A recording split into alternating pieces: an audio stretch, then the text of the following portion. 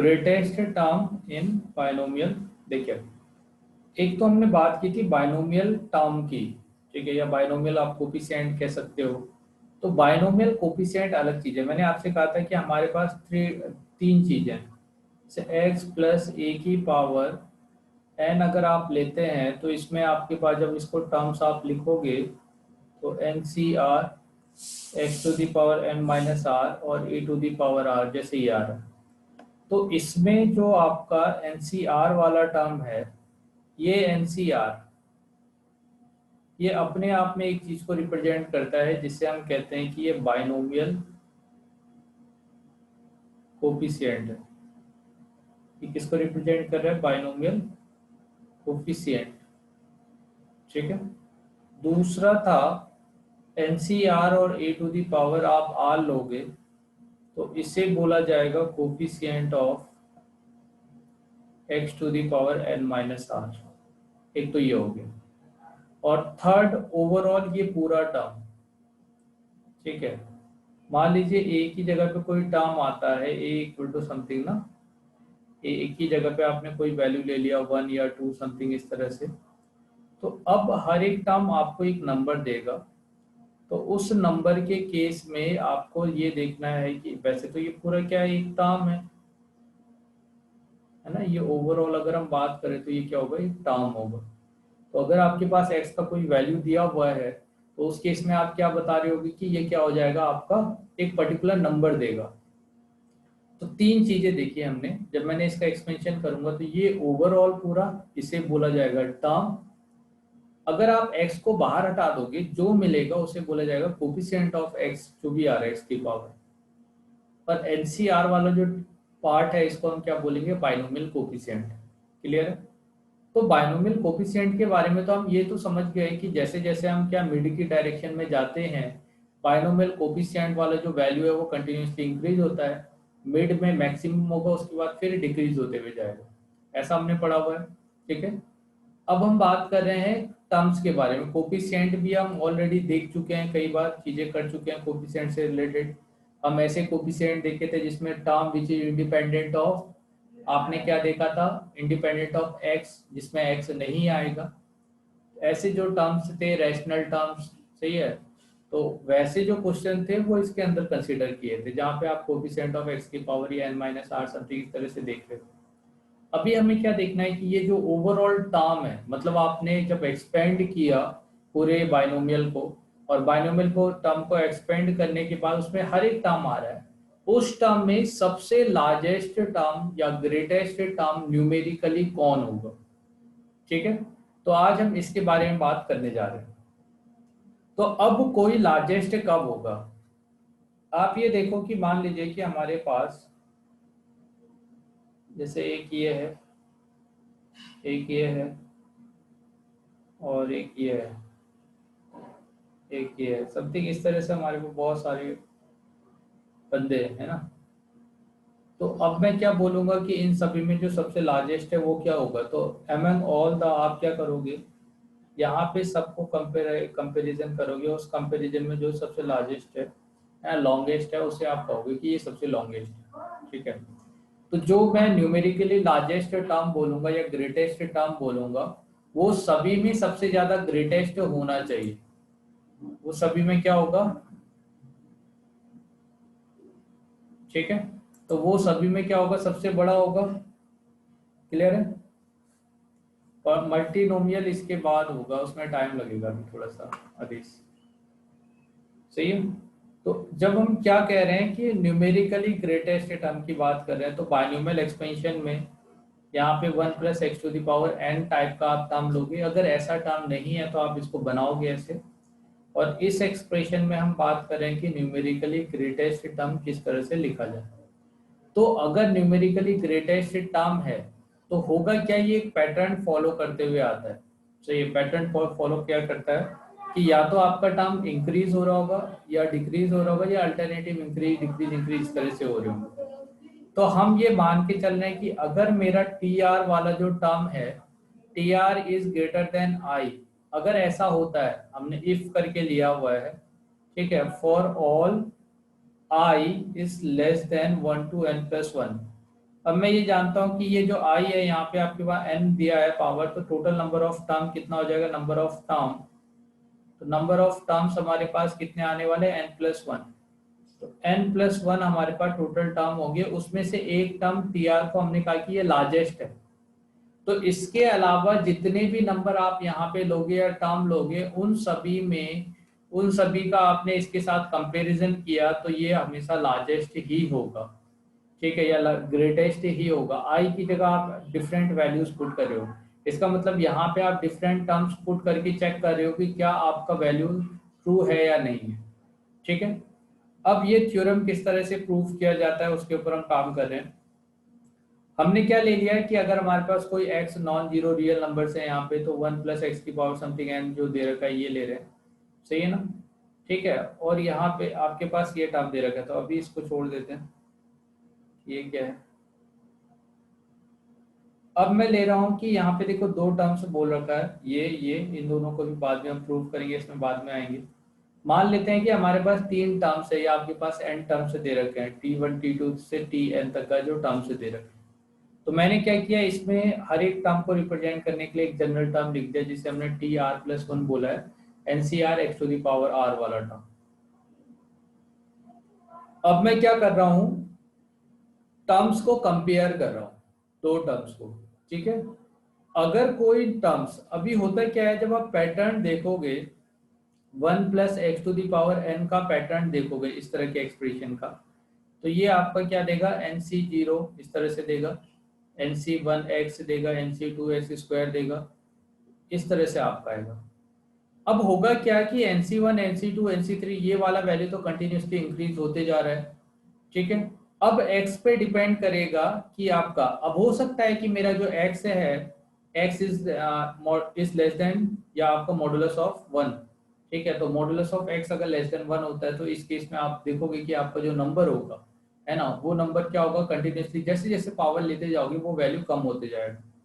तो उस केस में क्या हो रहा होगा कि एक वैल्यू कंटिन्यूसली इंक्रीज होते जा रहा है, दूसरा वैल्यू कंटिन्यूसली डिक्रीज होते जाएगा, तो कहीं ना कहीं आगे जाके इसका वैल्यू आ रहा होगा, अचीव कर रहा होगा ये मिनिमम या मैक्सिमम, ठीक है, इस तरह से। क्योंकि एक डिक्रीज हो रहा है, दूसरा इंक्रीज हो रहा है, तो एक लेवल आएगा, उसके बाद फिर डिक्रीज होना शुरू हो जाएगा, इस तरह से होगा, ठीक है। एक तो ऐसा केस हो सकता है। दूसरा जो मेरा एक्स है वो ग्रेटर देन 1 हो जाए, अगर एक्स ग्रेटर देन 1 हो गया तो ये भी इंक्रीज कर रहा है, दूसरा वाला भी इंक्रीज कर रहा है, मगर x कंटिन्यूसली इंक्रीज होते जाएगा, और आपका जो बाइनोमियल वाला टर्म है वो एक तक का मैक्सिमम जाएगा, फिर डिक्रीज करेगा।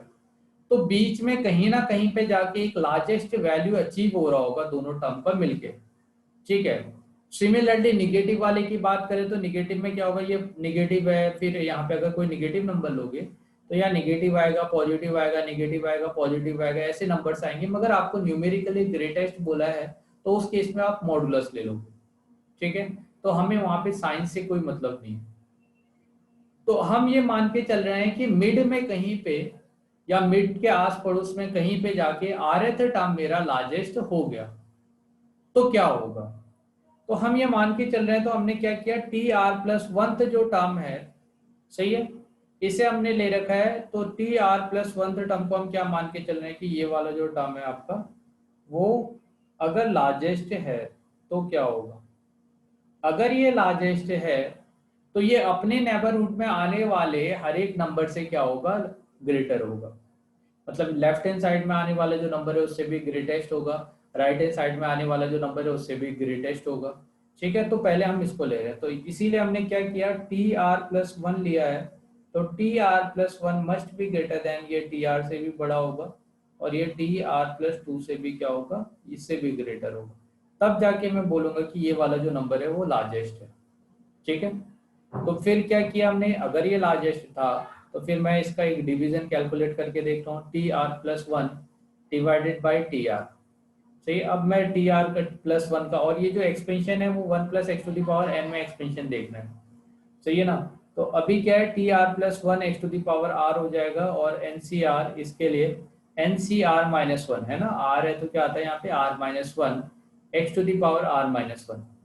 तो फिर मैंने इसको एक्सपेंड कर दिया, यहाँ पे NCR है तो n factorial by n minus r factorial, और r वैसे भी हम इसको कैलकुलेट कर चुके हैं कि NCR divided by n c r minus one अगर आपके पास मिलता है तो आप n minus r minus of one by r लिखते हो, जो आपका n plus r, sorry n minus r plus one, कैसा लिखा जाता है ये, n minus r plus one divided by r, इस तरह से लिखा जाता है। क्लियर है बेटे? ये तो हम कैलकुलेट कर चुके हैं, n c r by n c r minus one. तो ये यस सर। वैल्यू आ रहा है n c r by n c r minus one का, और मल्टीप्लाई यहाँ पे एक्स की पावर आर है, यहाँ पे एक्स की पावर माइनस आर है, तो यहाँ पे एक्स आ गया। ठीक है, तो इसके बाद यहाँ आने वाला जो सॉल्यूशन है इससे हमें कोई मतलब नहीं, क्योंकि हमने डायरेक्टली इसको कैलकुलेट किया हुआ है पहले। तो ये हो गया। अब ये तो आप गया आपका वैल्यू, मैं इंटरेस्टेड हूँ न्यूमेरिकल वैल्यू में, सही है ना? तो मैं न्यूमेरिकली देख रहा हूँ कि मेरा टर्म क्या होगा, लार्जेस्ट कौन सा होगा, इसमें ज्यादा इंटरेस्टेड हूँ। तो इसलिए मैंने क्या किया, यहाँ पे जो x आ रहा था उस x का मॉडुलस ले लिया। क्यों? क्योंकि ये नंबर तो पॉजिटिव ही होगा, इसमें तो कोई टेंशन ही नहीं है अपने को कि n minus r plus one by r जो वैल्यू है वो क्या होगा, वो तो पॉजिटिव आने वाला है। दिक्कत है x की कि x निगेटिव ना हो। तो न्यूमेरिकली पॉजिटिव इंश्योर करने के लिए आपको x को पॉजिटिव बनाना पड़ेगा। तो मैंने इस x को पॉजिटिव बना दिया भाई मॉडुलस लेके। अगर मैंने मॉडुलस लिया तो अब क्या होगा कि ओवरऑल ये नंबर तो जो है वो तो पॉजिटिव है, मॉडुलस ये भी पॉजिटिव हो गया, तो अब ये क्या हो गया, ग्रेटर देन वन हो जाएगा। क्लियर है? ठीक है। अब ऐसा हम क्यों ले रहे हैं, क्यों? क्योंकि हम मान के चल रहे हैं कि हमारे ये वाला जो टर्म है वो लार्जेस्ट हो, है ना, टी आर प्लस वन। तो T R plus one is greater then, अगर मैं टी आर कहता हूँ तो जाहिर सी बात है ये ग्रेटर देन वन हो जाएगा। ओवरऑल ये वाला टर्म है, ये वाला टर्म इससे ग्रेटर है, तो जाहिर सी बात है ये greater than equal to one हो जाएगा। हो सकता है मिड में आने वाले जो दो टर्म है वो कभी इक्वल भी हो जाए, इसलिए आपका इक्वल टू भी आया है। क्या ये बात क्लियर है कि यहाँ पे दो इक्वल टू क्यों आया और लार्जेस्ट क्यों आया है ना? तो इक्वल यस टू सर। हो सकता है कि दो टर्म। Yes sir. अब क्या है कि यहाँ पे आपके पास जो ये टर्म मिला हुआ है n minus r plus one divided by r, तो यहाँ से आपको n प्लस वन आपने ले लिया, तो n plus one by r, r by r है तो माइनस वन, और ये ग्रेटर देन इक्वल टू कितना हो गया, one by modulus of x हो गया। वन को आप इस तरफ ले जाओ, इस वाले वन को आप राइट हैंड साइड में ले जाओ, तो आपको n plus one by r मिला है, और यहाँ से क्या वैल्यू मिल गया, one plus x by modulus x. ठीक है, मैं चाहता हूँ r को कैलकुलेट करना, तो यहाँ से r कैलकुलेट करने के लिए मैंने क्या किया, ये n बाई आर हो गया, है ना, या आप ऐसे भी लिख सकते हो इसको। यहाँ पे आने वाले जो नंबर है ये, तो आप ये देखो n प्लस वन एक नंबर है, इस नंबर को अब देखो यहाँ से कई बार हम मिस्टेक भी करते हैं। एक प्रोसेस में क्या कर सकता हूँ कि आप r को इधर ले जाओ, x को इधर मल्टीप्लाई कर दो, एक प्रोसेस ये कर सकता हूँ। ठीक है, मगर r में जानता हूँ पॉजिटिव वैल्यू है, मगर इस वाले में इधर आने वाला जो नंबर है ना, इसके बारे में मैं कुछ नहीं कह सकता कि ये लेस देन वन है या ग्रेटर देन वन है, इसके बारे में मैं कुछ नहीं बोल सकता। तो अगर आपने किसी ऐसे नंबर से, लेस देन वन वाले नंबर से इक्वेशन को मल्टीप्लाई किया, सही है, तो आपकी जो इक्वेशन है वो चेंज हो सकती है। आया ना? क्लियर है? हाँ सर। जैसे आपने टू लिया, थ्री समथिंग इस तरह से ऐसे करके ले रहे हो, एक बार हम ऐसे करके देख रहे हैं, जैसे ये नंबर है, तो मान लो कि मैंने 0.2 से दोनों तरफ मल्टीप्लाई कर दिया, तो ये कितना होगा, 0.4 होगा और 0.6 होगा। अच्छा नहीं चेंज होगी, देखो तो सही है ना, ये चेंज चेंज हो रही है, नहीं हो रही है ना, डेसिमल वाले नंबर से अगर मैं मल्टीप्लाई करता हूँ तो चेंज नहीं हो रही है। चलिए, तो अभी अपने को क्या करना है, मगर क्या है कि जनरली इस तरह से हम प्रोसीड नहीं करते। ये नंबर n प्लस वन ये श्योर है कि आपका पॉजिटिव है और ग्रेटर देन वन है, तो इस नंबर से आप डिवाइड करो, मल्टीप्लाई, कोई फर्क नहीं पड़ता। तो हमने सबसे पहले क्या किया, इस नंबर से आपका डिवाइड कर दिया। जब मैं इस नंबर से डिवाइड करूंगा तो मुझे यहाँ पे n प्लस वन मिल जाएगा, इंटू मॉडुलस ऑफ x आ जाएगा, और उसके बाद मैं क्या कर रहा हूँ, रेसिप्रोकल ले रहा हूँ। तो जब मैं रेसिप्रोकल लूंगा तो इनइक्वालिटी क्या हो जाएगी, रिवर्स हो जाएगी। हाँ या ना? हाँ सर। ठीक है, तो अब मेरे पास यहाँ से दो कंडीशन आ रही कि न्यूमेरिकली ग्रेटेस्ट वैल्यू के लिए मेरा जो r है, r must be less than, यहाँ से आप देख सकते हो n plus one modulus x by one plus modulus x होना चाहिए। अब यहाँ पे आर जो आर है, r must be integer, r क्या होगा आपका इंटीजर वैल्यू देगा, ठीक है। अब इसकी तो कोई गारंटी नहीं ना कि ये वाला वैल्यू हमेशा इंटीजर आएगा। अच्छा एक्स की जगह तो आप कुछ भी ले सकते हो, आपकी मर्जी, आप एक्सपेंशन ले लेते हैं ऐसे नंबर का, तो ऐसे नंबर का एक्सपेंशन भी तो लिया जा सकता है ना। हाँ सर। इस केस में आपका जो x है वो x कैसा आ गया आपका 1/, अब तो ये तो फ्रैक्शन पार्ट आ गया। तो इधर आने वाला जो नंबर है आपका, ये वाला जो नंबर है राइट हैंड साइड वाला, ये फ्रैक्शन भी हो सकता है, इंटीजर भी हो सकता है ना। और मॉडुलस लिया है तो पॉजिटिव होगा, वो तो श्योर है, ठीक है। तो ऐसा ही रहेगा। तो अब मुझे ये इंश्योर करना है कि r मस्ट बी, यहाँ पे आने वाला जो r है, r ये इंटीजर है। तो अगर ये इंटीजर है तो पॉसिबल क्या होगा, इधर आने वाला नंबर ये मस्ट भी इंटीजर होना चाहिए था, मगर ये इंटीजर वैल्यू देगा नहीं।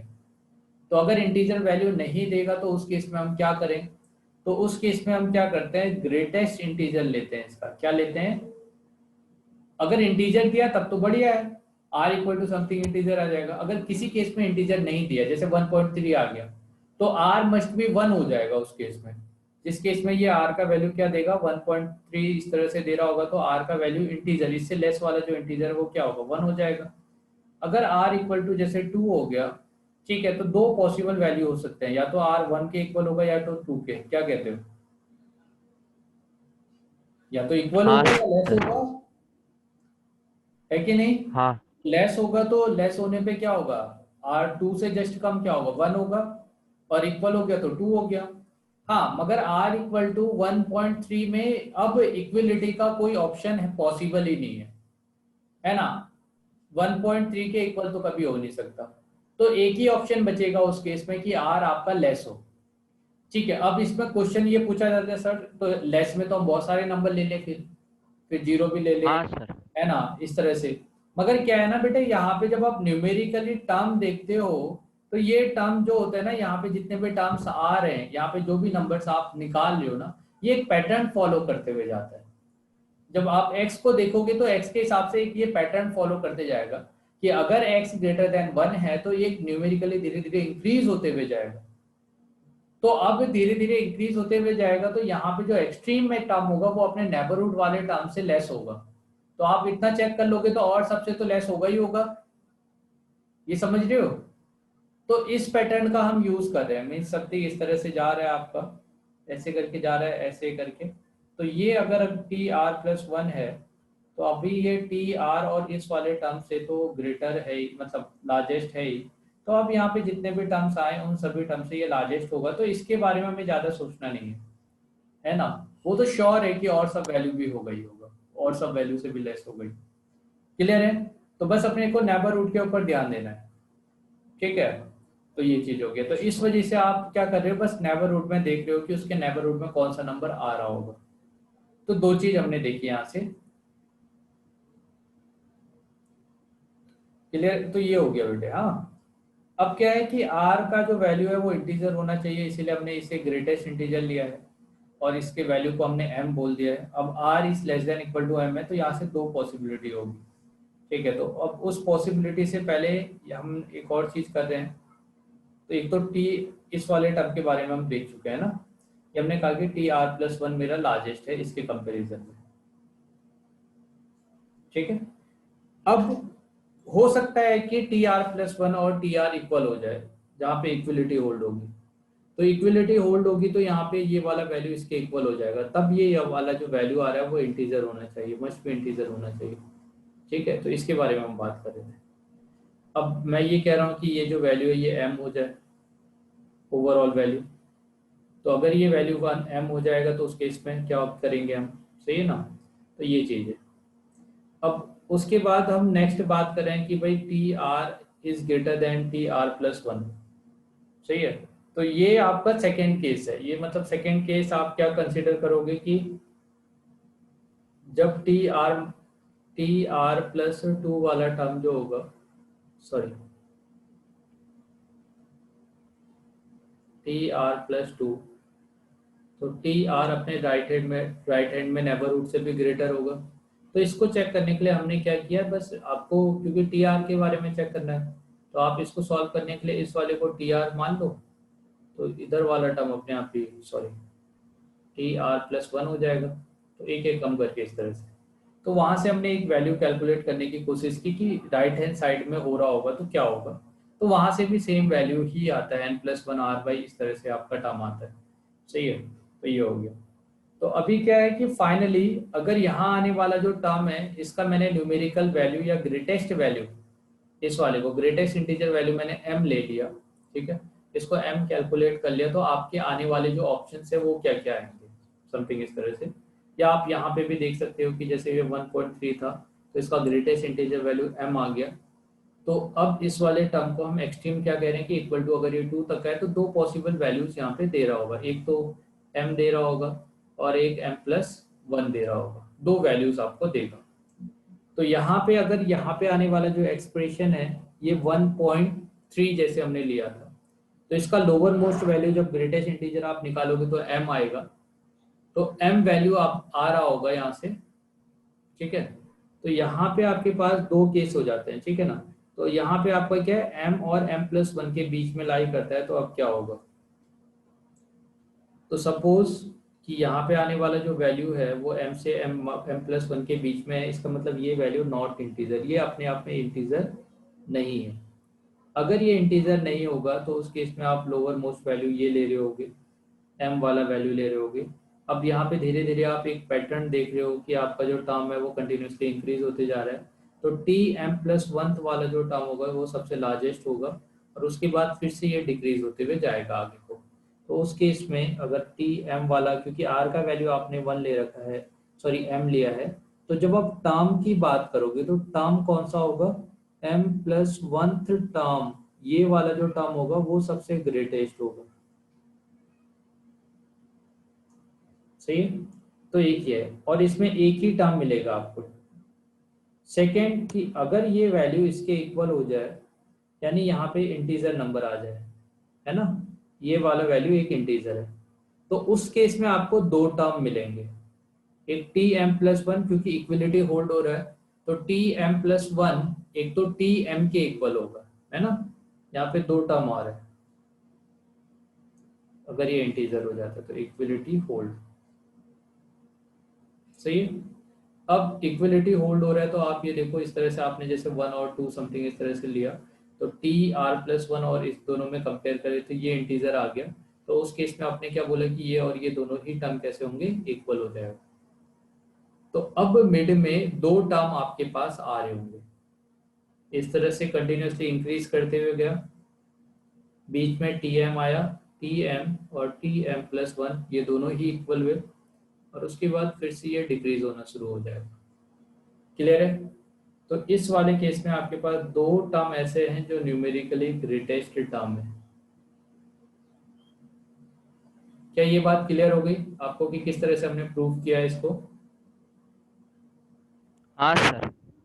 चलिए, तो फाइनली अपने को क्या करना है, अगर मैं बेसिक कंसेप्ट इसमें बताऊं कि आपके पास कोई टर्म है तो आप उसको इस तरह से पहले लिखोगे, इसमें लिखने के बाद आप क्या करोगे, n+1 modulus of x divided by 1 plus modulus of x, इसका न्यूमेरिकल वैल्यू कैलकुलेट करोगे। न्यूमेरिकल वैल्यू कैलकुलेट करने के बाद अगर ये इंटीजर आ जाता है, ठीक है, सॉरी मतलब ये इंटीजर नहीं है, ग्रेटेस्ट इंटीजर लेने पे इंटीजर हो गया, तो Tm+1 वाला टर्म या आपका r आपने लिया है तो Tr+1 वाला जो टर्म होगा वो आपका लार्जेस्ट होगा। और अगर ये इंटीजर वैल्यू देता है तो यहाँ पे दो टर्म आ रहे होंगे, एक तो Tr+1 और दूसरा Tr, ये दो टर्म आपके इक्वल भी होंगे और लार्जेस्ट भी होंगे। क्लियर है? हाँ, इस पूरे हाँ प्रोसेस सर। में एक बात का ध्यान रखना है कि हम जो बात कर रहे हैं वो न्यूमेरिकली ग्रेटेस्ट टर्म की बात कर रहे हैं, हमें कोई मतलब नहीं है कि x मेरा पॉजिटिव हो या निगेटिव हो, क्या कहते हो? Yes sir. ठीक है, तो ये इस चीज के बारे में बात कर रहे हैं। दूसरी बात क्या है कि यहाँ पे थोड़ा सा और अगर सोचा जाए तो आपके पास एक तो n+1 आ रहा है और modulus of x divided by क्या है, 1 प्लस मॉडुलस ऑफ x, इस तरह का नंबर है।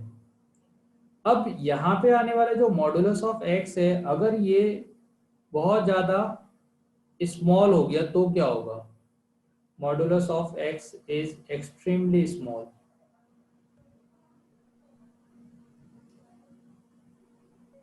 एक इसके बारे में हमें बात करना है कि अगर ये बहुत छोटा नंबर हो जाए, मान लो 0.0000000 ऐसे करके 1 हो जाए, तब जाके क्या हो रहा होगा, तब मैं क्या बोलूंगा कि मेरा कौन सा टर्म लार्जेस्ट होगा। समझ में आ रहा है मैं क्या बोल रहा हूँ? कि यहाँ पे आने हाँ वाला सर। x जो है वो बहुत छोटा, भाई x को तो हम कुछ भी ले सकते हैं, तो ये अगर इस तरह का लार्जेस्ट स्मॉलेस्ट नंबर हो जाए, तो उस केस में मैं क्या बोलूं कि मेरा कौन सा टर्म सबसे लार्जेस्ट होगा। क्लियर है? तो आप क्या हाँ देखते सर। हो कि अगर ये टर्म बहुत स्मॉलेस्ट होगा, वेरी वेरी स्मॉलेस्ट आप कंसीडर कर सकते हो, या इन्फानाइटिजिमल स्मॉल बोला जाता है इस चीज को, कि बहुत छोटा नंबर है। तो कोई बहुत छोटे नंबर में आपने अगर 1 ऐड भी कर दिया तो ये अप्रोक्सीमेटेड 1 ही है। क्या कहते हो? हाँ modulus sir. Very small number है, उसमें 1 ऐड कर देंगे तो ये ओवरऑल क्या होगा, 1 होगा। और यहाँ पे आप देखो ये वाला जो नंबर है वो बहुत स्मॉल है कि नहीं? हाँ तो सर। क्या रहा होगा कि n+1 वाला जो नंबर है ये समथिंग 0.00000 इस तरह से 1 ऐसे नंबर के साथ मल्टीप्लाई हो, और यहाँ पे ये ऑलमोस्ट 1 हो। तो जब आप r का वैल्यू देखोगे तो ये तो r का वैल्यू डेसिमल में दे रहा होगा। क्या कहते हो, इस तरह का वैल्यू देगा, तो r must be less then ये। तो इससे लेस वाला जो वैल्यू होता है वो तो एक ही वैल्यू पॉसिबल है, वो क्या हो जाए, r=0। आया ना? हाँ सर। तो पॉजिटिव अगर कोई नंबर है तो उससे उससे जो स्मॉलेस्ट होगा वो क्या होगा, r=0। इसको हम समझते भी हैं कैसे, जैसे 1 प्लस आपने 0.0001 ले लिया, इसकी पावर आपने 10 या 100 जो भी आप लेना चाहो इस तरह से ले लो।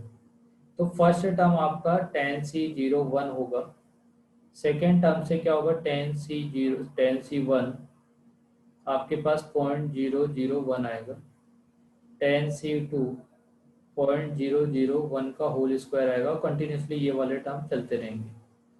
तो आप इस टर्म में देखो कि ये वाला टर्म सबसे लार्जेस्ट नहीं होगा, पहला ही टर्म।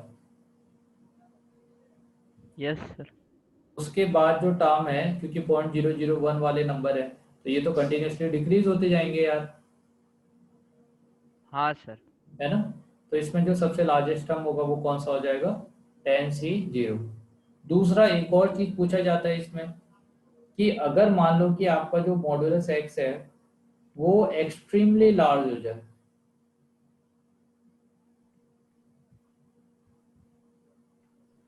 एक्सट्रीमली एक्सट्रीमली लार्ज हो जाए, तो अगर ये एक्सट्रीमली लार्ज है इसका मतलब n के कंपैरिजन में मच मच ग्रेटर देन है, तो क्या हो। अब मेरे पास n+1 दे रखा है, मॉडुलस एक्स दिया है, और मॉडुलस x+1 दे रखा है, और मान लो कि यहाँ आने वाला वैल्यू बहुत बड़ा है, जैसे 10⁻50 टाइप का ले लें, 10⁻100 ले लें, इस तरह का बहुत बड़ा नंबर है। तो अब इतने बड़े नंबर को यहाँ पे भी लार्जर नंबर है, यहाँ पे भी लार्जर नंबर है, तो इस केस में आप क्या करते हो कि अगर मैं इस वाले एक्सप्रेशन को मॉडुलस एक्स कॉमन ले लूँ, तो ये 1+1/मॉडुलस एक्स ऐसा हो जाएगा, है ना? हाँ सर। ठीक है। और उस केस में अगर ये बहुत लार्जेस्ट नंबर है तो 1/समथिंग लेने पे ये नियरली 0 हो गया कि नहीं? Yes sir. अगर ये नियरली 0 हो जाएगा तो फाइनली यहाँ से जो मेरा लार्जेस्ट टर्म मिलेगा वो क्या मिलेगा, r must be equal to, देखो अब ये तो n+1 आ गया, और समथिंग अगर उससे ये मल्टीप्लाई होगा तो अप्रोक्सीमेटेड इससे थोड़ा सा, अब यहाँ पे 1+ समथिंग कोई नंबर आ रहा है तो ये इससे कम होगा, n+1 से जस्ट कम होगा, तो n+1 से जस्ट कम होगा तो इसका वैल्यू क्या हो जाएगा, r का वैल्यू n हो जाएगा। r का वैल्यू n होगा, तो जो टर्म आप कैलकुलेट करोगे वो लास्ट टर्म होगा, सबसे लार्जेस्ट टर्म कौन सा होगा, लास्ट टर्म। आया ना? हाँ सर। ठीक है। तो ये आपके पास एक्सपेंशन है, इस एक्सपेंशन का, या आप जब न्यूमेरिकली ग्रेटेस्ट टर्म की बात कर रहे होते हो, तो न्यूमेरिकली ग्रेटेस्ट टर्म में जो आपके पास यहाँ पे टर्म आ रहा है, ये टर्म जो इसका नेचर है वो नेचर में दो एक्सट्रीम पोजीशन को ले रहा होता है। एक एक्सट्रीम पोजीशन है when x is much much greater than n, और दूसरा है कि when x is much much smaller than n। तो एक केस में पहला ही टर्म आपका ग्रेटेस्ट हो जाएगा और एक में सबसे लास्ट वाला टर्म ग्रेटेस्ट होगा। ठीक है, इस तरह से जा रहा होगा। और उसके बाद जितने भी केसेस होंगे उसमें मिड में कहीं पे आपका लार्जेस्ट टर्म आ रहा होगा। क्लियर है बेटे? हाँ सर। चलिए ठीक है, अब हम क्वेश्चन देखते हैं। फर्स्ट क्वेश्चन है हमारे पास, find the numerically greatest term in binomial expansion of, कितना दे रखा है, 1 माइनस टू एक्स। ठीक है, तो 1 माइनस टू एक्स दे रखा है और इसकी ओवरऑल जो पावर है वो कितना है, 12 दिया है। और x का वैल्यू अपने को कितना लेना है, 1/5 लेना है, ये वैल्यू। तो इसके लिए आप क्या करोगे, है ना, सबसे पहले तो आपने यहाँ पे जो नंबर आ रहा है -2x, तो -2x को आपने क्या किया, 1 -2x वाले टर्म को पॉजिटिव लेके -2x वाला टर्म ले लो और इस 2x की जगह पे आपने कोई दूसरा नंबर पुट कर दिया, मतलब मैंने कैपिटल ऑफ x कर दिया इसकी जगह पे। तो अब ये मेरा स्टैंडर्ड फॉर्म में कन्वर्ट हो गया जैसे पहले था। इसके लिए जो मेरा टर्म है तो r must be less than, यहाँ पे n+1 आएगा, यानी 12 + 1 13 हो गया, मॉडुलस ऑफ x से मल्टीप्लाई कर दूंगा और यहाँ पे 1 प्लस मॉडुलस ऑफ x हो जाएगा। अब x का वैल्यू आप पुट कर दो। जैसे ही मैं यहाँ पे x का वैल्यू पुट करूंगा तो x का वैल्यू आपका कितना है, x की जगह 1/5 पुट करना है और ये 2 था। ठीक है, तो x capital X equal to मेरा -2x था, तो आपने यहाँ x की जगह पे 1/5 पुट किया तो ये -2/5 होगा। इसका मॉडुलस वैल्यू अगर हम लेके चले तो ये क्या होगा, 2/5 हो जाएगा। तो आपको 13 मल्टीप्लाई करना है 2/5 से, डिवाइडेड बाई 1 + 2/5। तो यहाँ से आपको 13, ये कितना हो गया, 5 × 2 यानी 7 हो जाएगा और ये 2 हो जाएगा। क्लियर है? तो यहाँ से 26 बाई कितना हो गया, 7 हो गया। अब 26/7 आपका इंटीजर तो है नहीं, तो ये क्या इंटीजर, जब मैं इसे कैंसिल आउट करूंगा, 7 3 जा 21, तो 21 पॉइंट समथिंग, इस तरह 3 पॉइंट समथिंग देगा। 3 पॉइंट समथिंग जो वैल्यू दे रहा है तो r must be less then 3 point something, है ना। तो उसका जब 3 पॉइंट समथिंग का ग्रेटेस्ट इंटीजर आप लोगे तो r का वैल्यू क्या आएगा, 3 आ जाएगा। अब हमें पता है कि इस वाले केस में क्योंकि इंटीजर तो है नहीं, तो अगर इंटीजर नहीं होगा तो एक ही वैल्यू आएगा जो लार्जेस्ट है, और वो क्या होगा, T4, है ना। तो फोर्थ, इसमें जो फोर्थ टर्म होगा वो क्या होगा, सबसे लार्जेस्ट होगा, है ना। सर सर, इसमें तो 2 टर्म नहीं आते। नहीं नहीं, दो टर्म कब आती है, जब मैं इसको सॉल्व करूंगा और इसको सॉल्व करने के बाद ये क्या दे दे आपको, इंटीजर। क्या दे दे ये, इस वाले टर्म यस सर। में अगर ये इंटीजर देता है तो दो टर्म इक्वल होंगे। ठीक है, अगर इसको सॉल्व करने पे ये इंटीजर नहीं देगा तो उस केस में एक ही टर्म आएगा। Okay sir. ठीक है, और हम ये पूरा प्रोसेस किसके लिए कर रहे हैं, न्यूमेरिकली ग्रेटेस्ट टर्म के लिए। सही है, यस सर। ठीक है। तो अपना T4 वाला टर्म लार्जेस्ट हो गया और उसके बाद आप वैल्यू कैलकुलेट कर सकते हो जो भी है। नेक्स्ट हमारे पास क्वेश्चन है, यहाँ पे देखो क्या दिया है, न्यूमेरिकली ग्रेटेस्ट टर्म निकालना है। ये टर्म दिया है और x का और आपको y का वैल्यू दिया हुआ है। तो सबसे पहले तो आप यहाँ से 2x वाला जो टर्म है वो बाहर निकाल लो, है ना, क्योंकि पहले इसको स्टैंडर्ड फॉर्म में कन्वर्ट करना पड़ेगा। तो मैंने 2x वाला टर्म बाहर निकाल के पहले इसे एक स्टैंडर्ड फॉर्म में कन्वर्ट कर लिया, 1 - 3y बाई समथिंग। अब मेरे पास -3y/2x जो है ये मेरा x के इक्वल हो गया, कैपिटल X, और आप यहाँ पे वैल्यू पुट कर लो 1/6 और 2 × 1/4। ये -1/2 है और ये 1/2 है, तो ये ओवरऑल -1 दे देगा, है ना, ये x का। तो मॉडुलस x का वैल्यू कितना हो गया, वो 1 हो गया। ठीक है, तो ये मॉडुलस x का वैल्यू हो गया। तो अब मैंने क्या किया, यहाँ पे मॉडुलस x का n+1 मॉडुलस x/1 + n ये वाला वैल्यू पुट कर दिया। तो फाइनली यहाँ से 10 आ गया। अब 10 तो मेरा इंटीजर आ गया कि नहीं, अभी ग्रेटेस्ट इंटीजर भी नहीं लेना पड़ा, डायरेक्टली इंटीजर आ गया। तो जब r का वैल्यू जब आप कैलकुलेट करोगे और ये 10 आएगा तो यहाँ से आपके पास r के दो वैल्यूज आएंगे, एक तो 10 और दूसरा 11, है ना। मतलब सॉरी, r का वैल्यू 10 आया तो टर्म जो होगा मेरा, है ना, आर का वैल्यू आप या तो 10 लोगे और 9 लोगे, दो। तो एक टर्म होगा आपका T10 और दूसरा टर्म होगा, इसके लिए होगा T11 और इसके लिए होगा T10। तो दो टर्म आपके पास आ रहे होंगे जो लार्जेस्ट होंगे, है ना। तो न्यूमेरिकली ग्रेटेस्ट टर्म यहाँ पे T11 होगा और T10 होगा। क्या कहते हो? Yes sir. समझ में आ गया? हाँ सर। चलिए, तो अब क्या है कि जो ग्रेटेस्ट आया उसके बाद हमने T10 और T11 कैलकुलेट करके भी देख लिया। अब जब मैंने इसको कैलकुलेट किया तो ये देखो, ये वाला जो टर्म है वो निगेटिव आ रहा है ना, और दूसरा ये वाला टर्म क्या आ रहा है, पॉजिटिव आ रहा है। क्या कहते हो, है ना। इस तरह से देखो, 2 की पावर 19 यहाँ भी है, 2 की पावर 19 यहाँ भी है, यहाँ पे माइनस टर्म है, यहाँ पे प्लस टर्म है। ठीक है। अच्छा, आपको दिख नहीं रहा होगा यार, अभी दिख रहा है क्या? हाँ सर। ठीक है, तो यहाँ पे आप देखो, मैं ये कह रहा था कि यहाँ पे दो टर्म आएंगे और इन दोनों टर्म को हमने T10 को T11 दोनों को कैलकुलेट किया। तो दोनों में क्या डिफरेंस है, न्यूमेरिकली दोनों इक्वल है। ग्रेटेस्ट टर्म जो है, तो अगर मैं माइनस साइन को हटा दूं तो 19C9 और 1/2 की पावर 9, 19C9 और 10 और 1/2 की पावर 19, और देखो 10 का मतलब वही हो गया 9, NCR equal to NC n-R वाला टर्म। तो ये दोनों टर्म आपके न्यूमेरिकली ग्रेटेस्ट है। न्यूमेरिकली वर्ड इसीलिए मैं यूज कर रहा हूँ। मगर जब हम ये बोले कि which one term is greatest, तो जो पॉजिटिव वाला होगा वो जब ग्रेटेस्ट होगा भाई, है ना। हाँ सर। तो इसमें निगेटिव और पॉजिटिव वाले में T11 अगर हमसे ग्रेटेस्ट टर्म पूछा है तो T11 is the greatest term, क्योंकि T10 मेरा आपका क्या है, निगेटिव है। ग्रेटेस्ट टर्म की बात देखो, दो अलग अलग चीजें आपसे पूछी जा सकती है। एक तो ये पूछेगा कि ग्रेटेस्ट टर्म बताओ, और एक में आगे से न्यूमेरिकल वर्ड लगा देगा कि न्यूमेरिकली ग्रेटेस्ट टर्म बताओ। तो दोनों में बस माइन्यूट सा अंतर है, वो है पॉजिटिव और निगेटिव का। अगर सभी टर्म पॉजिटिव है तो आपको न्यूमेरिकली वर्ड लगाने का कोई मतलब नहीं बनता। ठीक है, तो वहां पे ग्रेटेस्ट टर्म ही डायरेक्टली डिसाइड कर देगा कि कौन सा ग्रेटेस्ट है। मगर क्या है कि अगर नंबर मेरा निगेटिव है तो पॉजिटिव निगेटिव पॉजिटिव निगेटिव इस तरह से अल्टरनेटिवली टर्म पॉजिटिव होते और निगेटिव होते जाते हैं। तो उस केस में न्यूमेरिकली वर्ड यूज करना बहुत ज्यादा जरूरी हो जाता है। मॉडुलस हम लेते भी इस वजह से हैं ताकि निगेटिव वाले टर्म को पॉजिटिव बना सके, है ना। जो ऑलरेडी पॉजिटिव है उसके लिए तो कुछ करना ही नहीं है अपने को। क्लियर है? सर पर मतलब हम वो नेगेटिव टर्म लेते ही क्यों है? हमें तो ग्रेटेस्ट चाहिए ना सर, तो पॉजिटिव ही लेते हैं सिर्फ। नेगेटिव टर्म हम क्यों लेते हैं?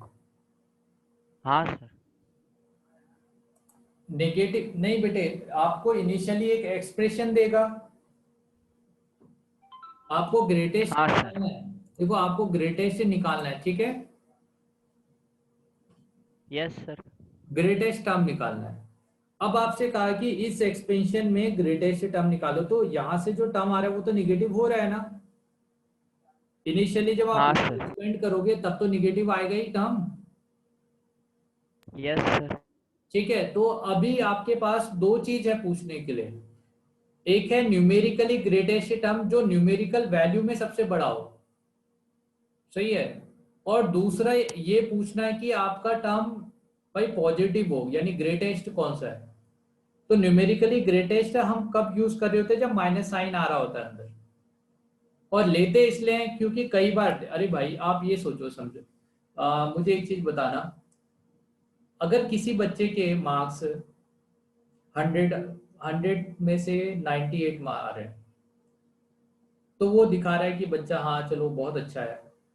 अच्छा, किसी बच्चे के अगर निगेटिव मार्किंग भी हुई और किसी बच्चे के मार्क्स जो है वो -99 आ जाए, तो वो भी तो किसी चीज को रिप्रेजेंट कर रहा है ना। हाँ सर। वो भी आपका डेविएशन बता रहा है, मगर डेविएशन जो बता रहा है मगर निगेटिव डायरेक्शन में बता रहा है। तो कई बार निगेटिव वाला टर्म, ऐसा नहीं कि हम हमें लाइफ में निगेटिव वाले टर्म्स की जरूरत नहीं पड़ती। कई बार जब हम डेविएशन देखते हैं, सही है, या आप ऐसा भी देख सकते हो कि आप कोई सिग्नल्स की बात करें तो वो सिग्नल यहाँ से कितना डेविएट हुआ है, इधर या इधर को। तो एक डायरेक्शन को पॉजिटिव कहा तो दूसरे को आप निगेटिव कह रहे हो, मगर ओवरऑल जो डेविएशन होता है उससे हम पॉजिटिव ही लेते हैं, तब हमें डेविएशन से मतलब है। तो कई बार मैथ्स में फिजिक्स में आपका जो निगेटिव आ रहा है कितना लार्जेस्ट है, वो भी हमारे लिए बहुत ज़्यादा इंपॉर्टेंट हो जाता है। ठीक है, तो इस वजह से हम निगेटिव को भी कंसीडर करके चल रहे होते हैं। क्लियर है यस बेटे? सर। तो क्या आपको ये समझ में आ गया कि कैसे हम किसी टर्म में जो न्यूमेरिकल वैल्यू दे रखा है उसमें से लार्जेस्ट वैल्यू कैलकुलेट करेंगे? हाँ सर, आ गया। आ गया?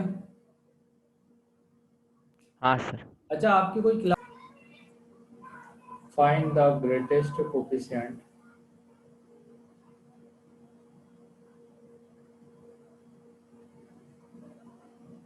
ग्रेटेस्ट टर्म बोलो आप, है ना, कोफिशिएंट तो नहीं, या ग्रेटेस्ट कोफिशिएंट। देखो ग्रेटेस्ट कोफिशिएंट और टर्म में भी आपको आंसर समझ में आ जाएगा। Coefficient in the expansion of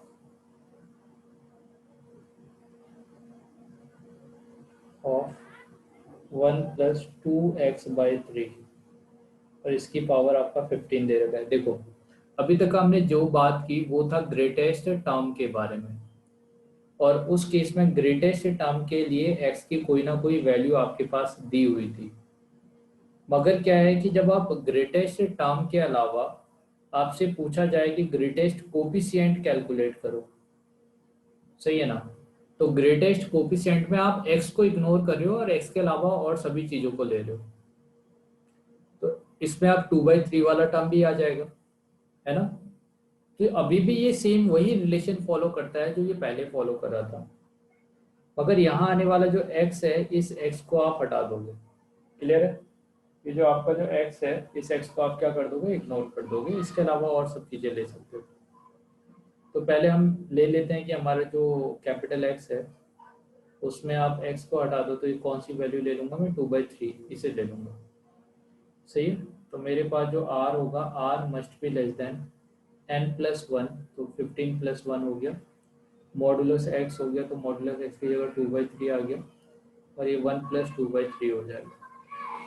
ये जो आपको वैल्यू देगा ये 16 × 2 / 3, और ये कितना हो गया 5/3, तो 32 कितना हो गया 5, तो ये 32/5 कितना हो जाएगा, 5×6 = 30, 30.4 समथिंग इस तरह से। तो आपको इसका ग्रेटेस्ट वैल्यू लेना है, तो ग्रेटेस्ट इंटीजर वैल्यू आप लोगे तो आर का वैल्यू 6 हो जाएगा, तो टर्म क्या होगा T7, ठीक है। तो T7 वाला जो टर्म होगा वो क्या होगा आपका, ग्रेटेस्ट कोफिशिएंट प्रोवाइड करेगा, है ना। अभी इसका मतलब क्या है, 15C0 + 15C1 और 2/3, है ना, ये x हो गया, और 15C2 2/3 का होल स्क्वायर समथिंग इस तरह से, कंटिन्यूसली इस तरह से आपके टर्म से जा रहे हैं। अब इसमें देखो ये वाला जो नंबर है ये <1 है, फ्रैक्शन पार्ट है, तो फ्रैक्शन पार्ट कंटिन्यूसली इंक्रीज होते जा रहा है, ये वाला टर्म भी इंक्रीज हो रहा है, सॉरी ये डिक्रीज होते जाएगा, फ्रैक्शन पार्ट डिक्रीज होते जाएगा, ये वाला टर्म इंक्रीज होगा। तो ओवरऑल मिड में एक टर्म आपका बाइनोमियल कोफिशिएंट वाला टर्म इंक्रीज हो रहा है और फ्रैक्शन पार्ट डिक्रीज हो रहा है ना, जैसे जैसे पावर बढ़ती जाएगा, तो कहीं ना कहीं पे एक टर्म ऐसा होगा जो मैक्सिमम वैल्यू तक का अप्रोच करेगा, उसके बाद फिर डिक्रीज होते जाएगा इस तरह से। तो वो कौन सा टर्म आ रहा है, T7 वाला जो टर्म कह दोगे, या r = जब 6 लोगे तो आपको ग्रेटेस्ट कोफिशिएंट प्रोवाइड करेगा। अब देखो क्वेश्चन को थोड़ा सा हटके इन्होंने पूछा, क्या बोला गया, ग्रेटेस्ट टर्म की जगह क्या पूछा, ग्रेटेस्ट कोफिशिएंट। क्लियर है बेटे, समझ में आ गया आपको? हाँ सर। ठीक है।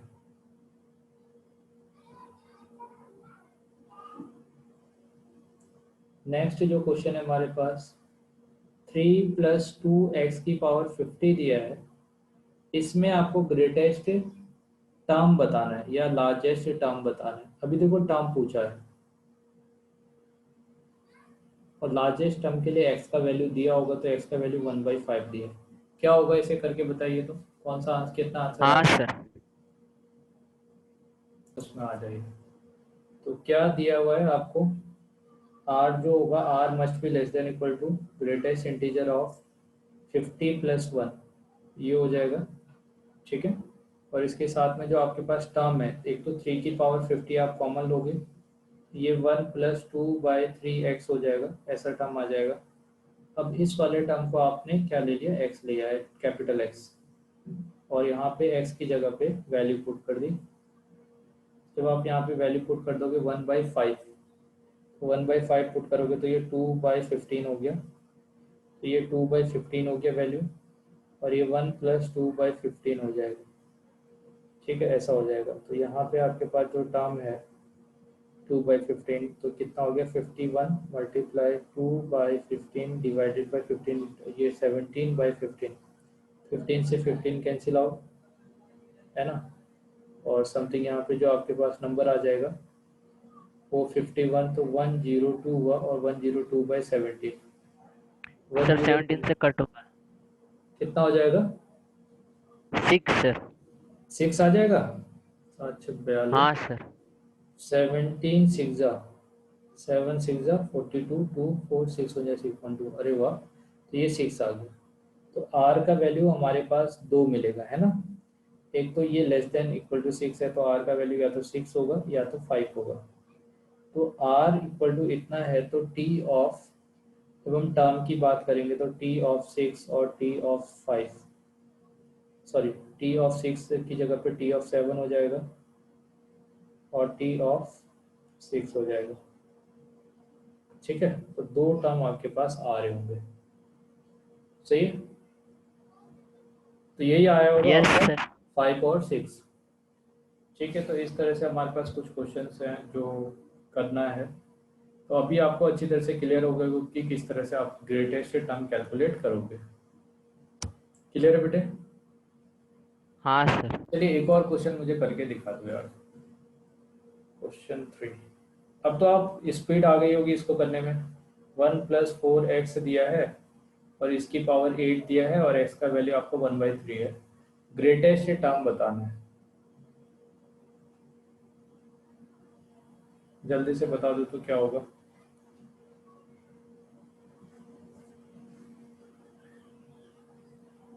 वन प्लस फोर एक्स की पावर 8 दिया है, x इक्वल टू 1/3 है, ग्रेटेस्ट टर्म आपसे पूछा गया है। Sir T6। T6, 8+1 9 हाँ हो गया, sir. r is less than equal to 8+1 9 हो गया, है ना। और यहाँ पे आने वाला जो टर्म हो गया 4/3 हो जाएगा, और ये 1+4/3 हो गया। इससे ये कैंसिल आउट हो जाएगा 3, तो यहाँ पे कितना होगा 12 हो जाएगा, और 12 और यहाँ पे 7 आ जाएगा, है ना। 3 कैंसिल, अच्छा 3 से भी मल्टीप्लाई होगा, 36/7, 4 आएगा, नहीं 5, सर 5। 5 आएगा। तो 5, अब 5 पॉइंट समथिंग आएगा, तो हम आर का वैल्यू कितना ले लेंगे, 5 ले लेंगे। तो टर्म जो होगा वो T6 होगा, है ना, 6th टर्म होगा। ठीक है, यस सर। चलिए तो फिर इतना ही करते हैं आज। Okay sir. ठीक है।